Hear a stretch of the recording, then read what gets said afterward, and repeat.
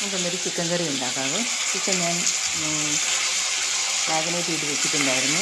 വെളുത്തുള്ളി ഇഞ്ചി പേസ്റ്റും ഉപ്പും മഞ്ഞൾപ്പൊടിയും മുളക് പൊടിയും കൂടി ചേർത്ത് ശകലം തൈരും കൂടി ചേർത്ത് മാഗ്നേറ്റ് ചെയ്ത് വെച്ച് അതിന് ഞാനൊന്ന് വെളിച്ചെണ്ണ അടുപ്പത്ത് വെച്ചിട്ടൊന്ന് വറക്കാനിട്ടു. അപ്പോൾ എനിക്ക് വീഡിയോ എടുത്തപ്പോൾ തെറ്റ് പറ്റിപ്പോയത് കാരണമാണ് അത് കാണിക്കാൻ പറ്റാതിരുന്നത്. അതിലേക്ക് ഞാൻ ആവശ്യമായിട്ട് 2 സവാള ഉള്ളി മുഴുത്തത് അരിഞ്ഞു വെച്ചിട്ടുണ്ട്, ഒരു 4 പച്ചമുളക് അരിഞ്ഞു വെച്ചിട്ടുണ്ട്, കരിവേപ്പിലയുണ്ട്, ഒരു തക്കാളിയുണ്ട്. അതൊന്ന് മെല്ലെ ഫ്രൈ ചെയ്തെടുത്തിട്ടാണ് ഞാൻ ഉണ്ടാക്കുന്നത്.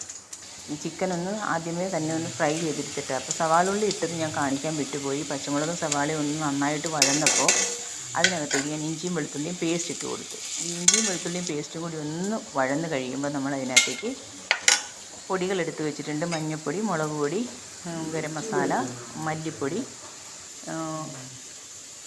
കുരുമുളക് പൊടി ഇത്ര എടുത്ത് വെച്ചിട്ടുണ്ട്.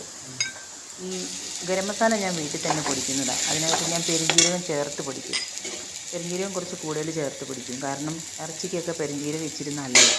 അപ്പോൾ മല്ലിപ്പൊടി ഇട്ട് കൊടുത്തു, മഞ്ഞൾപ്പൊടി ഇട്ട് കൊടുത്തു. അതൊന്ന് നന്നായി മൂക്കട്ടെ.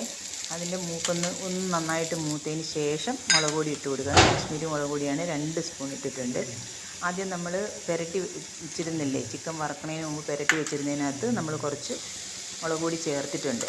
അപ്പോൾ ഇതെല്ലാം ഇട്ട് കൊടുത്തിട്ട് ഈ വറുത്ത് വെച്ചേക്കണ ചിക്കനും കൂടി അതിനകത്തേക്ക് ആഡ് ചെയ്യും.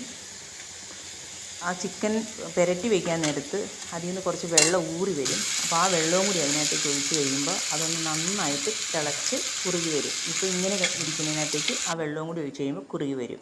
ഇപ്പോൾ കറി റെഡി ആയിട്ടുണ്ട്. എല്ലാ വീഡിയോയും എടുക്കാൻ എനിക്ക് പറ്റിയില്ല, സോറി.